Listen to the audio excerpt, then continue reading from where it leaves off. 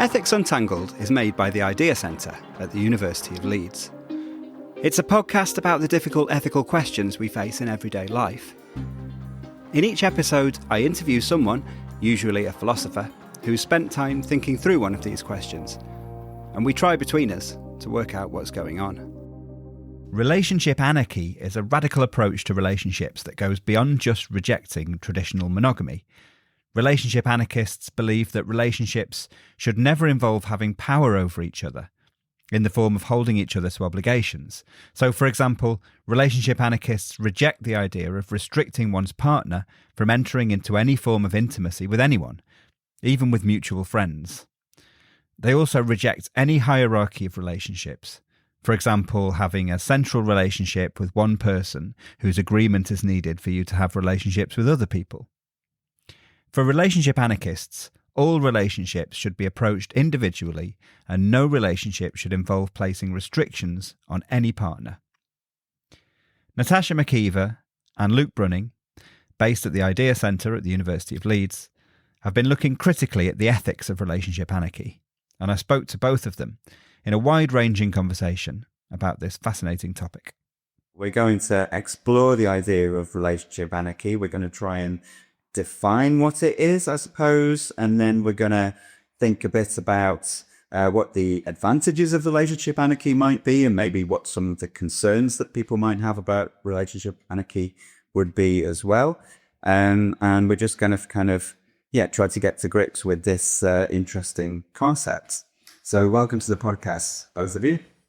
Thank you for having us. Yeah, thanks very much for inviting us, Jim. So as I said, we're going to try to get to grips with what relationship anarchy is. So would somebody be able to give me just an idea of what it means, first of all? What is relationship anarchy?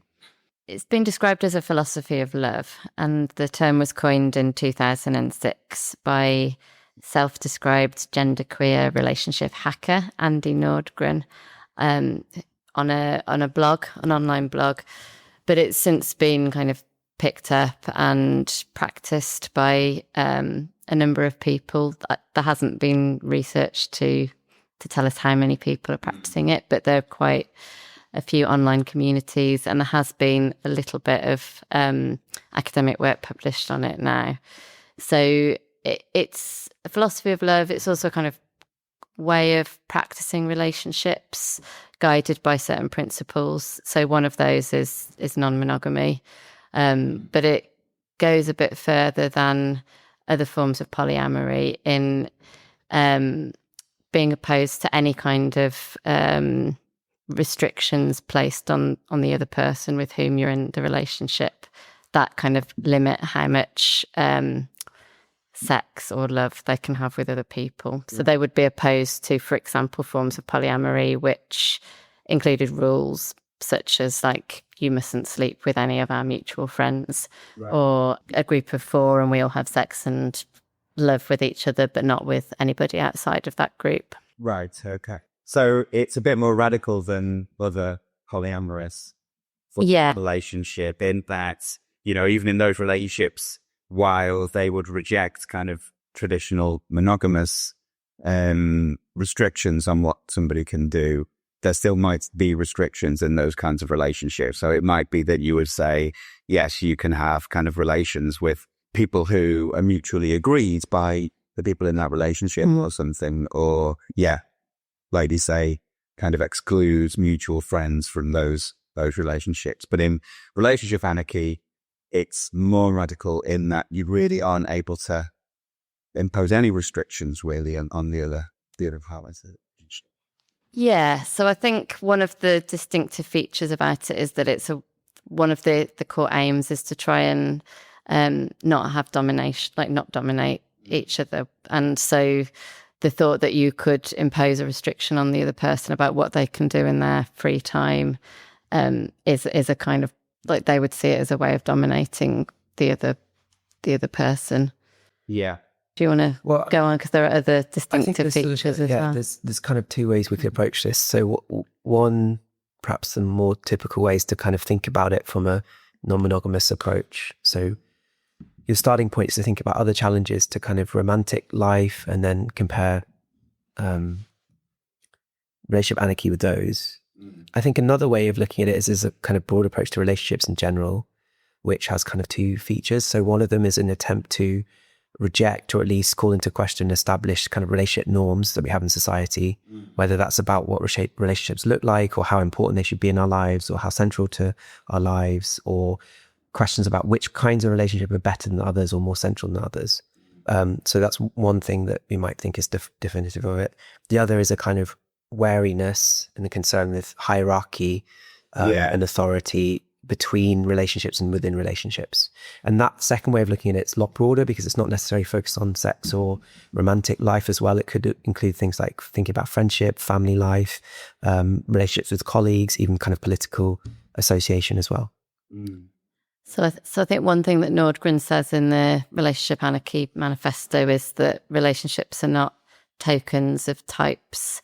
They're each relationship should be viewed as an individual relationship between individual people. So they wouldn't enter a relationship with preconceived idea of what that relationship should look like based on the type of relationship they've defined it as. So for example, they wouldn't say, you're my friend, therefore you owe me X, Y, and Z, or you're my partner, so you owe me these other things. It's more that each relationship's taken as unique. Yeah, so we're already into kind of questions of metaphysics here, right? So like questions about what relationships are, how they're organized and grouped together. And I mean, it's interesting though, because although they say that on the one hand, they also do kind of restrict their view to kind of quote chosen adult relationships, which they think are maybe distinct from the relationships we might have with children or other vulnerable dependents. So there are a lot of open questions that when we're thinking about what relationship anarchy actually is, and even people that defend views of this aren't often explicit about the broader premises that they accept or how they think about the kind of social ontology of relationships in general. So there's like a lot of kind of rich detail to get stuck into. Yeah, absolutely. We'll try and get stuck in some of that detail now. And I think maybe just one other feature maybe that we should mention is the rejection of the state in relationships. I think that's another kind of core distinctive feature that, they would be opposed to marriage, for example. Yeah, I think, and that's something that you don't often see in more kind of philosophical discussions. And we might come back to that later when talking about the extent to which relationship anarchy should be thought of as a political view, not just a kind of lifestyle view. I think on the lifestyle side, again, there's a kind of a range of options people might take where these questions about the state or authority or politics are not as central as questions about designing a kind of form of intimacy that works for me, or rejecting a kind of social norm of monogamy, or kind of thinking about friendship. Yeah. Okay, brilliant. Yeah, so lots for us to explore. But I just wondered if, before we get into some of the kind of ethical, political questions about relationship anarchy, could you just give us a sense of what this would look like in practice? I mean, can you kind of give any examples of how somebody might try and set up a relationship under relationship anarchy as a sort of template? I guess the kind of annoying answer is there's no one way that it would look like. And I think that's really important to get across, is that there isn't a clear ideal that we're working towards. I guess there are some common features. So one of those might be a process of reflectiveness about the kinds of norms that we want to embrace or challenge, the kinds of relationships that we personally value or see as central to our lives, and then an attempt to kind of construct a life around that sense of value with the people we're engaging with, which is open, it's communicative, it takes different points of view into account. And so I guess this could end up with something very different, right? So if we think of a kind of romantic ideal now, it's a kind of, maybe a couple, maybe they have children, maybe they live together, maybe their romantic life is seen as kind of more central and important than their friendships and things like that. And maybe a relationship anarchist, in contrast, would say, look, I want to have a life which centers on people with whom I consider myself mostly a friend, perhaps. Maybe that's more central to me. Maybe I don't want to have a kind of shared domestic dwelling with those people. Maybe I want to have it with some other people. Maybe I want to have intergenerational relationships and associations, or co-parent. So there's a lot of flexibility. Again, I guess we might circle back to this resistance or wariness of hierarchy and a concern with equality. So there might be a kind of reluctance to say, well, this particular person or this relationship is the most central one in my life, or more important than these other ones. Right. Yeah. Okay. So again, you could contrast that with polyamorous relationships where actually those candidates are for grabs, right? So in a way, yeah, you might have a relationship where you have, well, this is my central relationship, and each member of that relationship is able to have other relationships with other people, but those are kind of thought of as being peripheral to the central relationship. And relationship anarchists would just want to reject that entirely. Yeah, although I have read some stuff online where people who describe themselves as relationship anarchists do still say they have kind of anchor partners. But I think the key thing is that they describe it as designing their own commitments rather than kind of taking preconceived, like sort of prescriptive commitments from social ideals of what certain relationships should look like. I think also, so this is getting complicated, but it's important to kind of point to the complexity, right? So in the last decade or so, discourse around polyamory is becoming more nuanced as well. So a lot of polyamorists would kind of reject some of the more hierarchical language, sort of primary and secondary partners, things like that. And they're more open to the various ways that you might want to organize your life practically. I guess maybe one of the core differences might be that we might think that polyamory wants to centralize love and sort of amorous relationships, or at least one version of polyamory would be to say, look, love is really great. Let's have more of it. It's really important. And I think a relationship anarchist could disagree with that, or they could take a slightly broader view, which says, look, there's lots of different ways to have intimacy. Not all of those involve love, and not all of those involve romantic love. And we are thinking about structuring a life around intimacy in general, the relationships we have in general. And that may give a kind of more central place to things which polyamorists may not be thinking of as much. So certain kinds of friendship, maybe certain kinds of acquaintanceship or collegial relationships, maybe certain kinds of activism and sort of political association, and maybe the presence of children is a bit more central. So relationships with children and dependents, maybe relationships with older dependents as well. So there's a kind of a slightly broader way of thinking about things, but there's so many commonalities that teasing them apart is quite challenging. And this is, I think, why trying to reframe relationship anarchy with a slightly kind of political lens is useful for doing. Okay, good.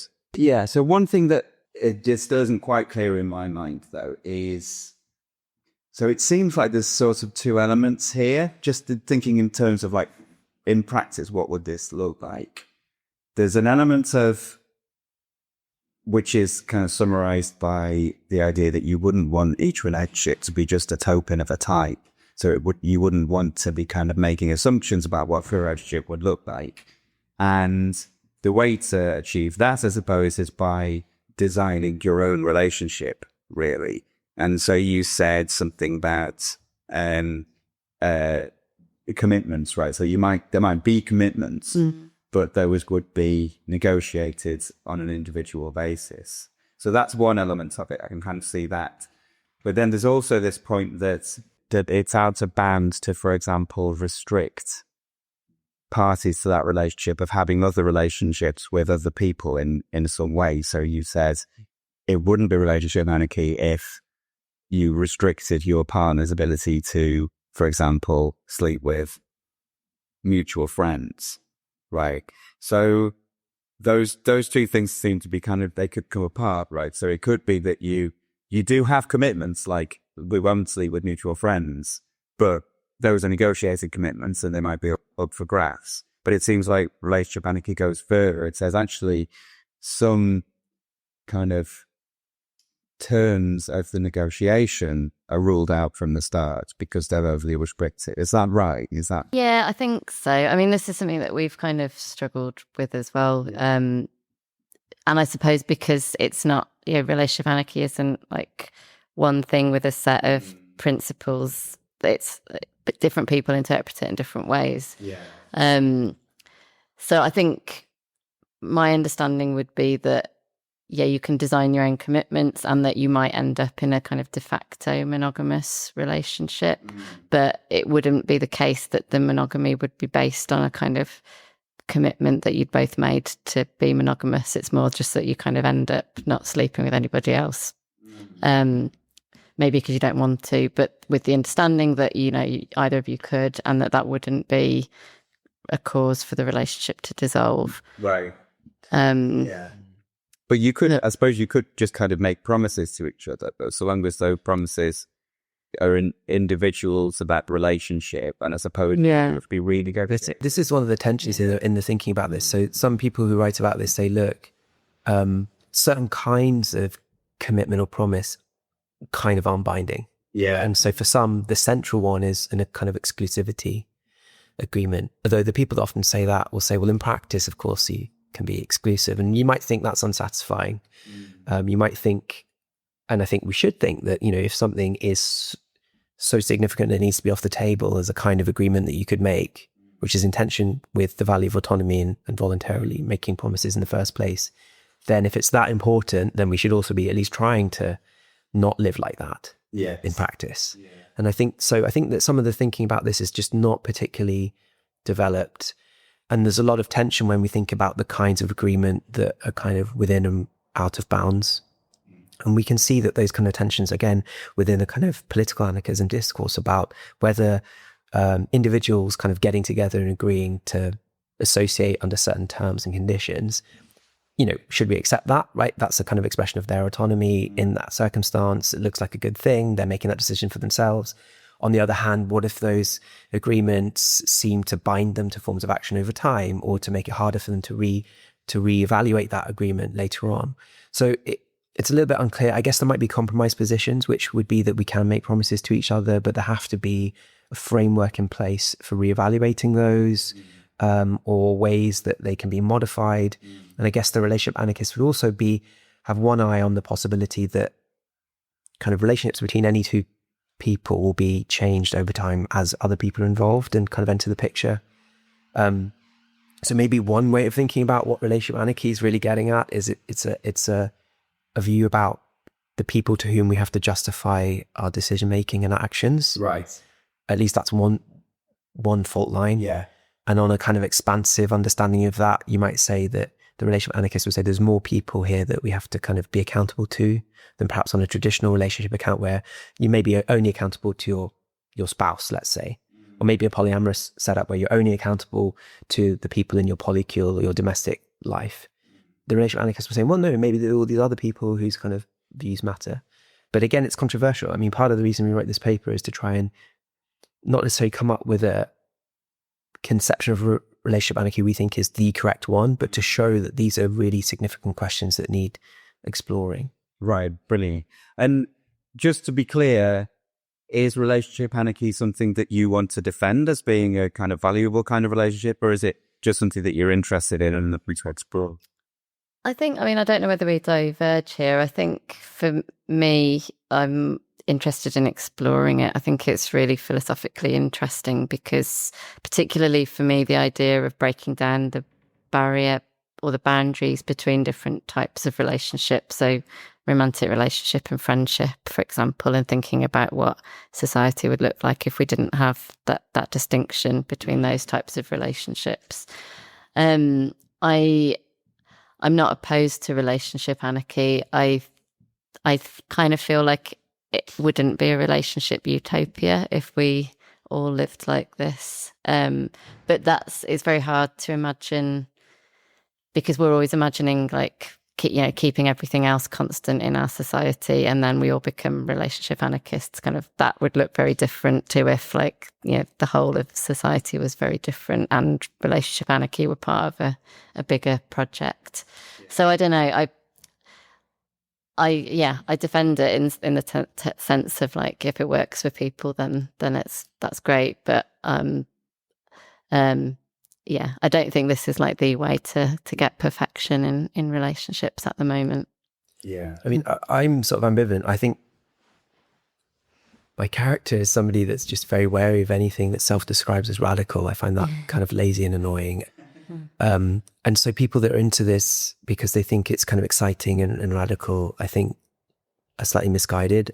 Part of me just thinks that relationship anarchy is just a very, very simple, very, very intuitive view about relationships in general, which is that we should think carefully on our own terms about the relationships we have, how they fit together, and whether we want to endorse prevailing social norms around relationships. I mean, that to me just seems incredibly intuitive and a very attractive view.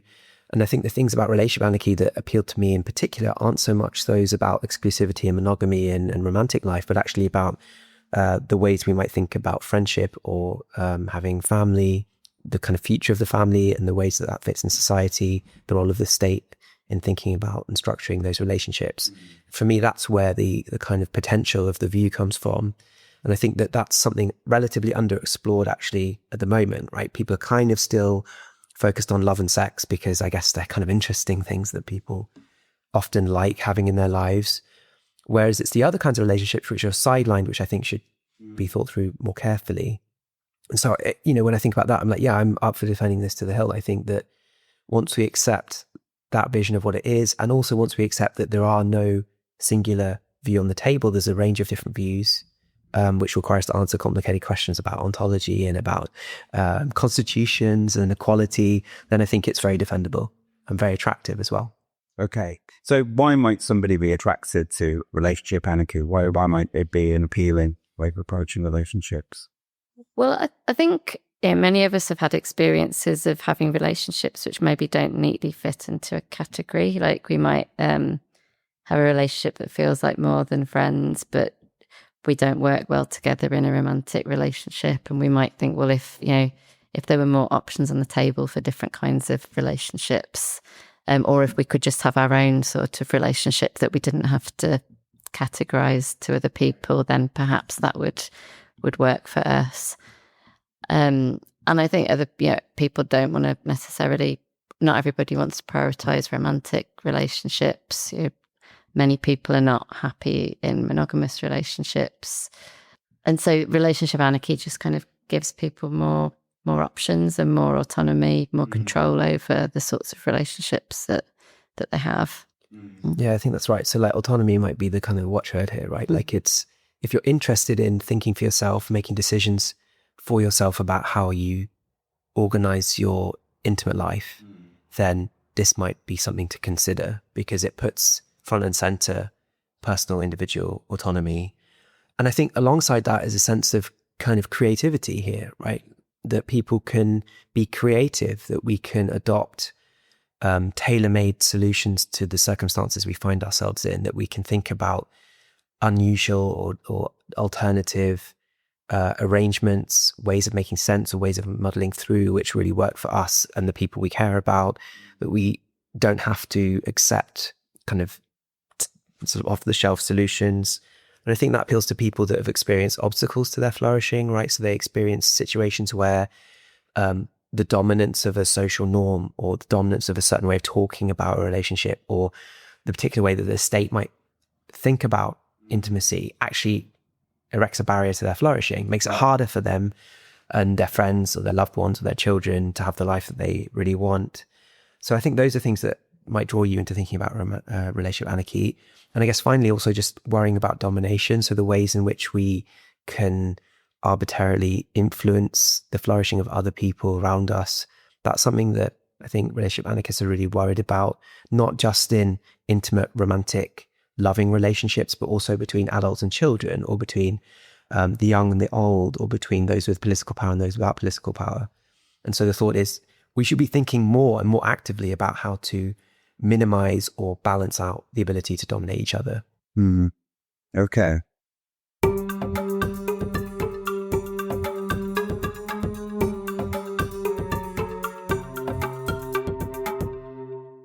Hello. This is just a brief interruption to tell you about an event that IDEA the Ethics Centre at the University of Leeds is hosting as part of its 20th anniversary celebrations this year. We're delighted to be welcoming Gavin Esler, journalist, presenter and author, to present a public lecture, Dead Cats, Strategic Lying and Truth Decay, on the evening of Tuesday, 17th of June, at Clothall Court in Leeds.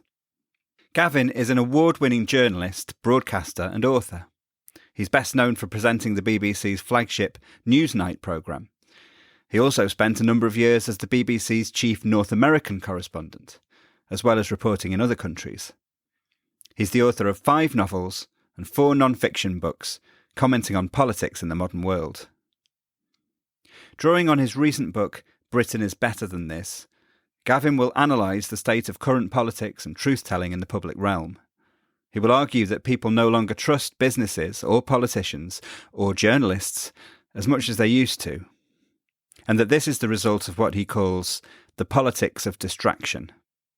He will discuss how a loss of trust and truth decay is eating away some of the core principles of democracy in the United Kingdom, the United States, and elsewhere, and will suggest how trust and truth can be reinforced.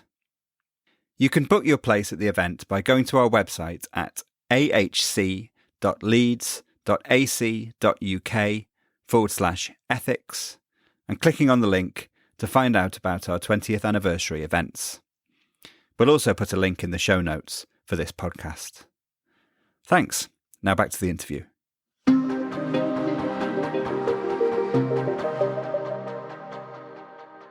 So there's a concern about the ways in which kind of society, I suppose, imposes expectations on people's relationships, and the way that might, as you say, put barriers up in and prevent people from kind of flourishing to the extent that they might do otherwise. And that's sometimes put in terms of different kinds of normativity, right? So there's a concern about heteronormativity, and there's a concern about amatonormativity as well. So could you say a bit about those and what they are and how relationship anarchy overcomes them? So amatonormativity it was a term coined by philosopher Elizabeth Brake about 12 years ago, I think, to describe the way that our society prioritizes romantic relationships over other kinds of intimate, close living relationships.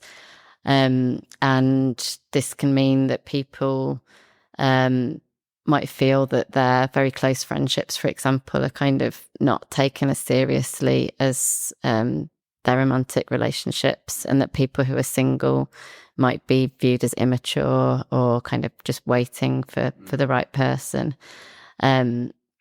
So it's a kind of harmful way of viewing the world and viewing relationships that has the practical result of delegitimizing certain relationships, which might be as intimate, caring, loving, valuable as romantic relationships.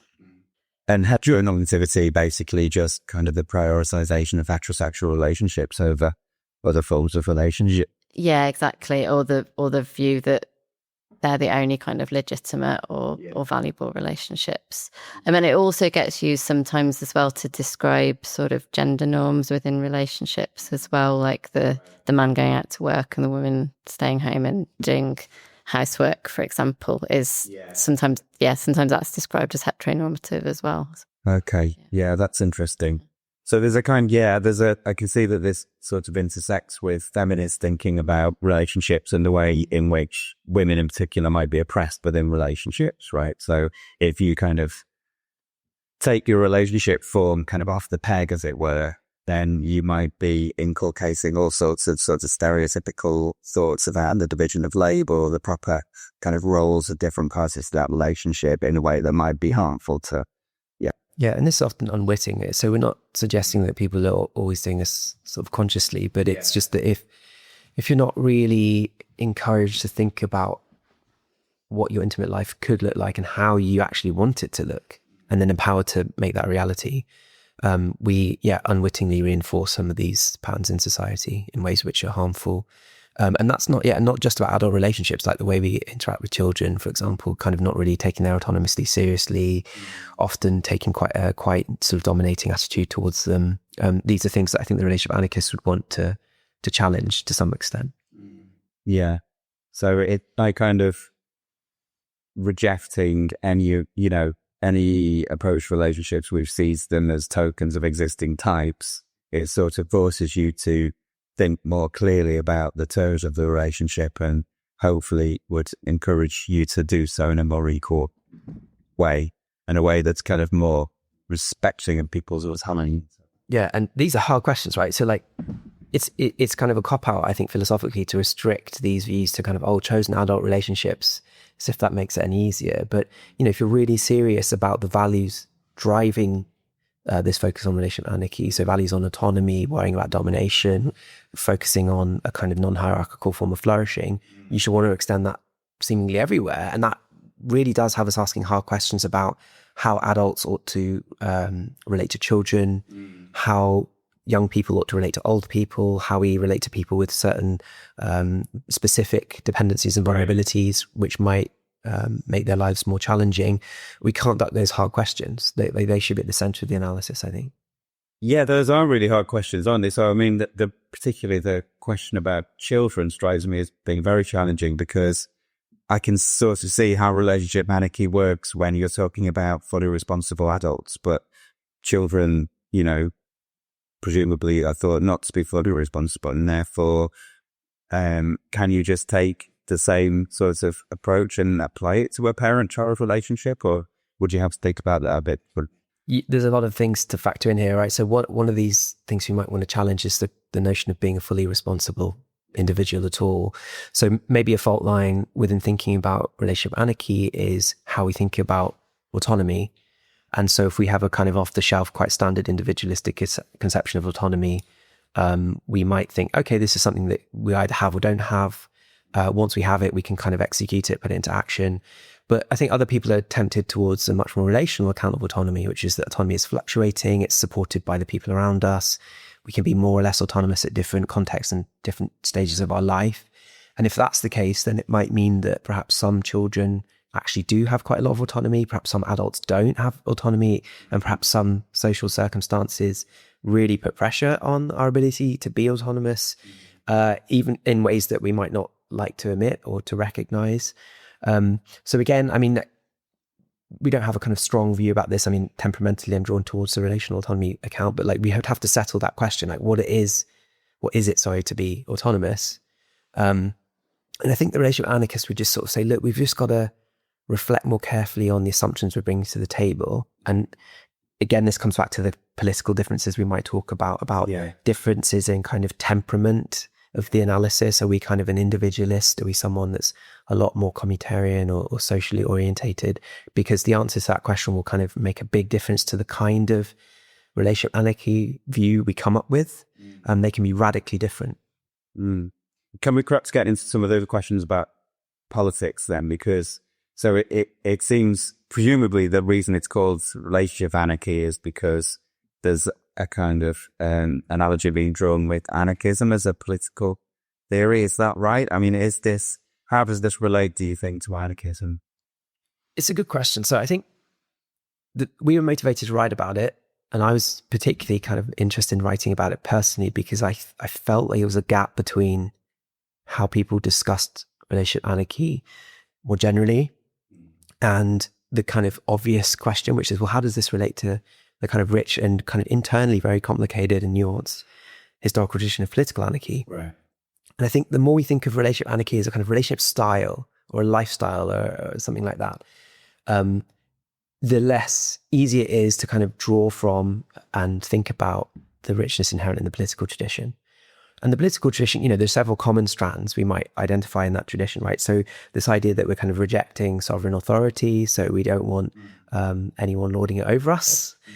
We may be emphasizing personal autonomy. We think that's actually much more important, that we're making decisions for ourselves.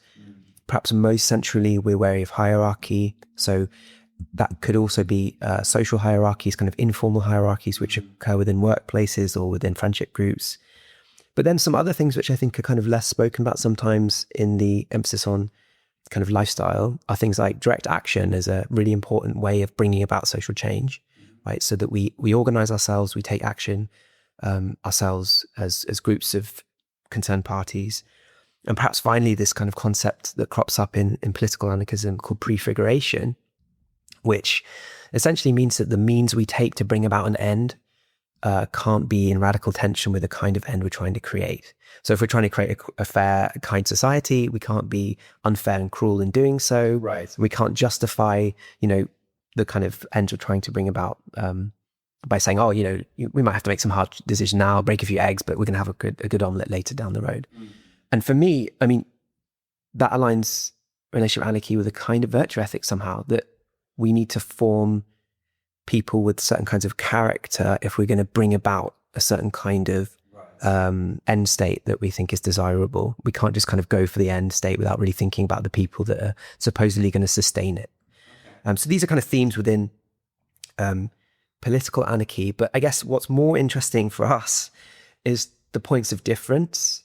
So there's a real big split between so-called individualists and social anarchists. So anarchists that are kind of think that what's important is individual autonomy and the agreements that individuals get together and make on that basis. That we're kind of these solitary lone beings. There's no such thing as a state. There's no such thing as society, and that we can promise things to each other, make contracts, and get on with it. So those are kind of individualists on the one hand. Yeah. On the other hand, the people that think, no, society is kind of this primary thing, that we are very, very much communal beings, that we always are predisposed to kind of need and depend upon each other. And we end up with a very different vision of what kind of relationship anarchy might look like, depending on which of those things we're temperamentally inclined towards. And sometimes I feel like the kind of, I don't want any rules, I don't want to make any promises, no exclusivity, no norms, reject everything. That's quite an individualistic way of thinking about relationship anarchy, actually. Right. Whereas on the kind of more social side, we might think, look, we have to be more attentive to the people who are affected by our actions. We have to broaden that circle of concern and care beyond just the person, who I'm having sex with, or the person that I'm in a romantic relationship with. What about everyone else that's affected? So there are lots of other points of difference. I'll just highlight one. We could talk about lots of other ones, but there is a kind of interesting tension in historical writing about political anarchy, about the role of the constitution. Right. So some political anarchists think, look, constitutions are kind of in league with the authority that we're trying to get rid of, right? They're a kind of mask for authority. If we don't have kingly authority, we have parliamentary authority, and that's as bad. Other anarchists think, no, constitutions, kind of frameworks for getting things done, essentially, are really significant. And there's been some really nice writing around kind of anarchist constitutionalizing, which some people think is just kind of a contradiction in terms, right? Setting up a system of frameworks and rules, that's just not what anarchists would do.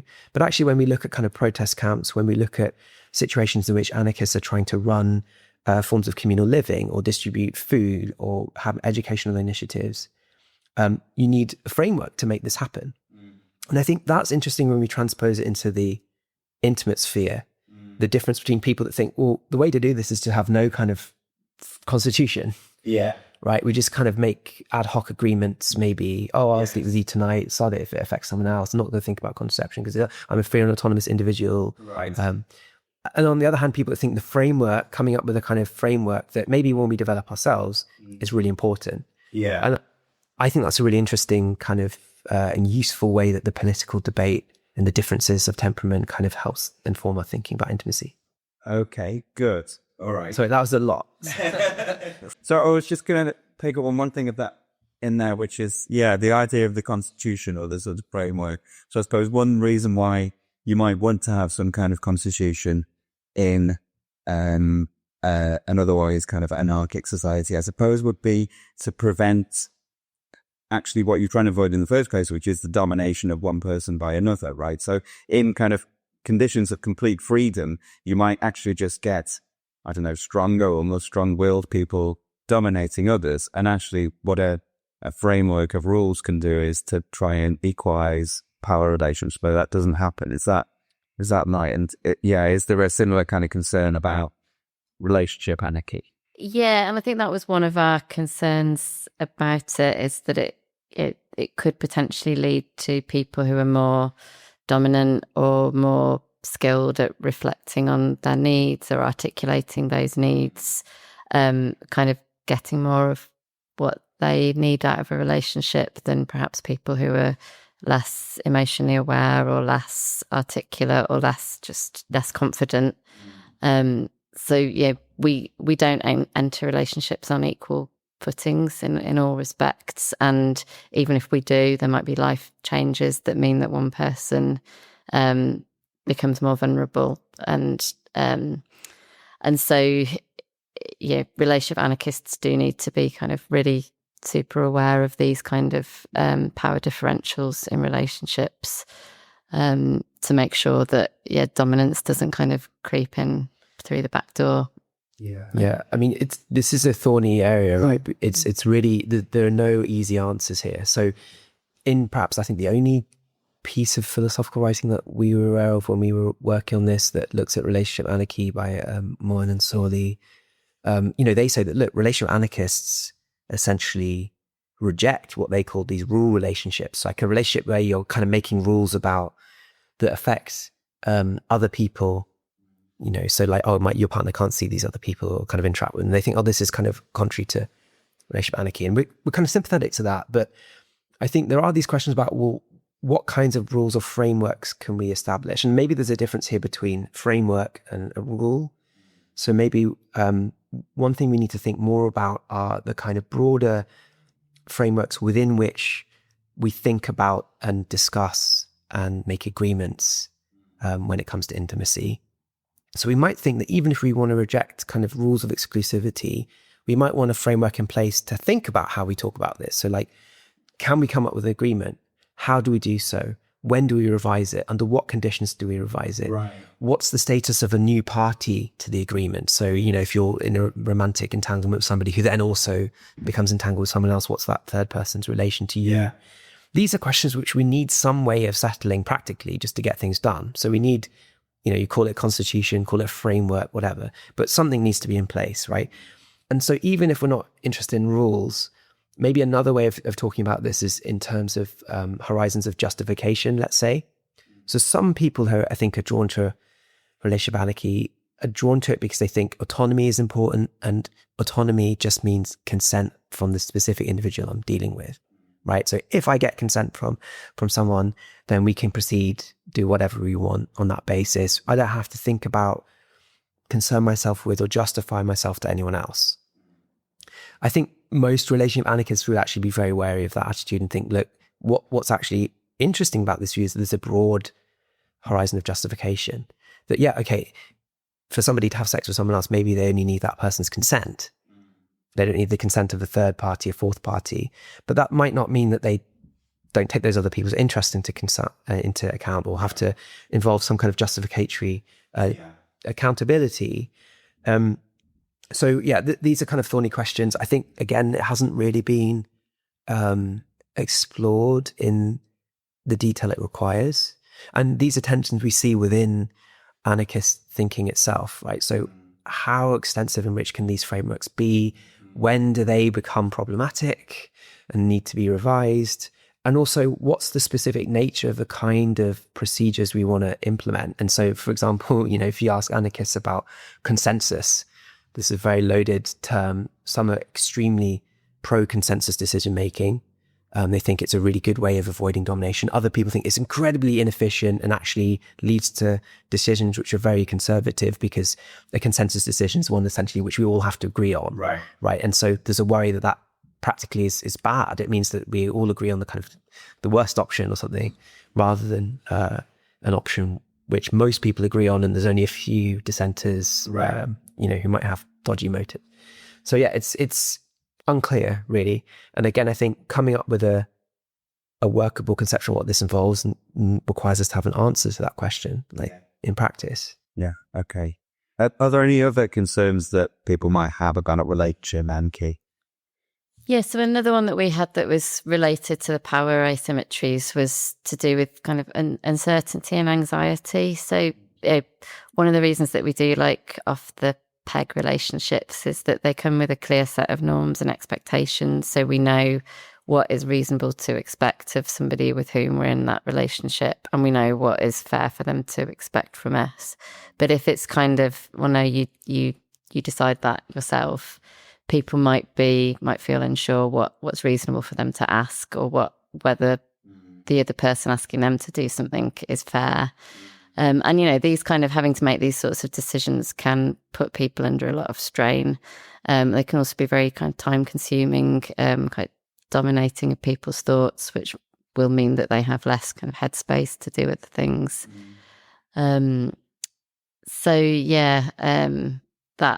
That could be a problem, and I think it's intertwined with the power issue as well. Yeah. So I think you talk in the paper about, people might be in a more of a vulnerable position, and if they can't kind of rely on their partners having certain obligations to them, then that Yeah. is difficult.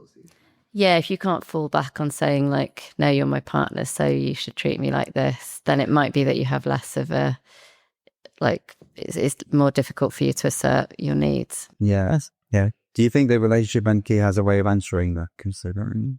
Yeah, I suppose they would say, well, look, if you've kind of agreed together on what your commitments are, then that might make them stronger in a way. Like it might give you more standing to say, no, you agreed to this freely, and we discussed all of this together, and therefore you owe me this. And that might seem stronger than just saying, you're my partner, so you should spend 3 nights a week with me or something. Also, I think like kind of a word that we haven't really talked about is agency.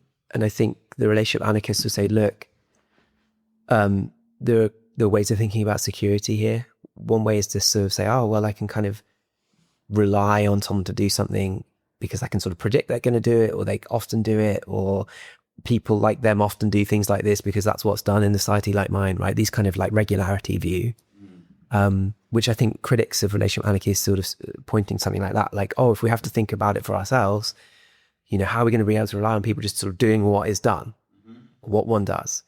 But I think there's a kind of security that comes from exercising one's agency and being encouraged and nurtured to do so by others, and seeing them doing that towards you, and kind of actually everyone sort of actively being involved in shaping the circumstances of their life. And that can improve your confidence. That can make you feel like you're in a better position when it comes to developing the kind of emotional and communicative skills, which might make it easier to address and confront difficult emotions, let's say, right? So again, it kind of connects, I think, relational anarchy to some interesting strands of philosophy where we're thinking about the cultivation of virtue under difficult social circumstances. And you might think that, look, we're in a non-ideal social situation. We've got lots of norms that we want to resist.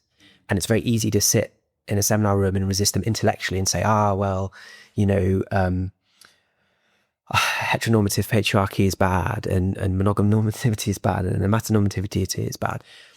But the important question is, well, how do we become the kind of people that can resist them in practice and sustain a community of resistance over time? Merely kind of thinking our way into that isn't going to work. And that's why I'm really personally interested in this anarchist idea of prefiguration, which is that we need to implement practices and ways of engaging with other people in the here and now, which will allow us to become the kind of people that can carry on and sustain these forms of positive interaction. So people write quite eloquently about how certain kinds of social movement or peace camp or educational organization set up, how the specific design of those situations allows people to actually feel and experience anarchy in action, to use a very famous slogan by Ward, right? And in experiencing it in action, people become more confident that it's possible. They experience the precision making, the kind of emotional processing directly. And that actually makes it more likely that people experience that become the kind of people that can sustain it and keep it going over time.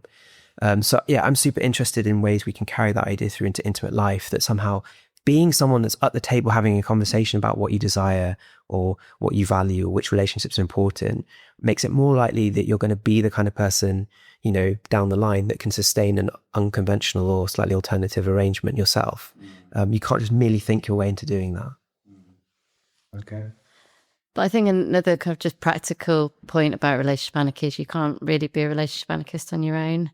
So, and given the scarcity of relationship anarchists, it's quite difficult to, you kind of need to find a community of people who want to relate in this way. And I mean, there do seem to be quite a lot of online communities, I guess, that, that's really helpful. But it is difficult just sort of practically to... I slightly disagree with that, I think. Yeah. So I think that it might be hard to find people that identify and use this label, but I think it might be slightly easier to meet people and be like, hey, do you want to think about how we organize our life? And, do you want to have a chat with a glass of wine about how important your friends are to you, and how our relationship can accommodate those friendships you already have, and how you want to raise children, and whether you want to co-parent? Like, those are conversations which we may not label relationship anarchists, but they are relationship anarchists in spirit. Right. And I should say, I mean, again, to make things more complicated, this points back to a kind of really nice and interesting debate in anarchy in general about whether anarchism is kind of amongst, all around us already. Yes. Or whether it's something special and needs to be realized through certain kinds of political action. Right. So some people think, look, we need insurrection to get to anarchy. Other people think, no, anytime you see people organizing, anytime you see people providing food to people in need, or thinking about another way of running committees slightly more effectively, or thinking about how to accommodate the needs of a child who has a particularly special needs in a certain circumstance. That is just anarchy in action. It's just people not waiting for the state, not waiting for some other social institution to sort it out for them, but just thinking together about how to do it. And I'm of the view that that's already going on quite a lot in intimate life. We are already quite a lot of the time anarchists in action because we're already thinking, okay, the state wants us to relate like this. Our parents have this kind of relationship. My friends have this kind of relationship, but how are we going to do it? And can we do it like that? Or should we do it differently? And that kind of already is anarchy in action. And again, this goes back to my point about it not being this kind of radical thing. And I think the word anarchy has a lot of negative connotations, but it's not radical. It's extremely ordinary. Carrying it through and being consistent is very radical and challenging. And thinking about the state in particular, which we haven't talked about, is radical and challenging. But having those conversations, I think, is something you can do. And we probably have done, and listeners probably have done to some extent themselves. Right. That's probably a good point to end it on then, I think. And maybe we can put some links to some online resources for people who might be interested. Yeah, definitely. Can I just add one final point as well? So this is some research that myself and Natasha conducted with Sophie Goddard as well. Yes. So it's a kind of co-authored bit of work, and her contribution is really important as well. Absolutely. Yeah. Great. Okay. So Natasha McKeever and Luke Brunning, and by extension, Sophie Goddard, thanks very much for being on the podcast. Thanks very much for having us. If you enjoyed this episode of Ethics Untangled, please like and subscribe and recommend us to your friends. The podcast is edited by Mark Smith at Leeds Media Services, and our music is by Kate Wood. Ethics Untangled is brought to you by the Idea Centre, a specialist unit for teaching, research, training and consultancy in applied ethics at the University of Leeds. We offer master's programmes in healthcare ethics and applied and professional ethics, and PhDs available full or part-time and face-to-face or by online learning. We also offer consultancy and training services for business and the professions, including help with the difficult ethical issues faced by your organisation, commissioned research projects, and online or face-to-face CPD. If you'd like to find out more about these or any of our other activities, please visit our website at ahc.leeds.ac.uk/ethics.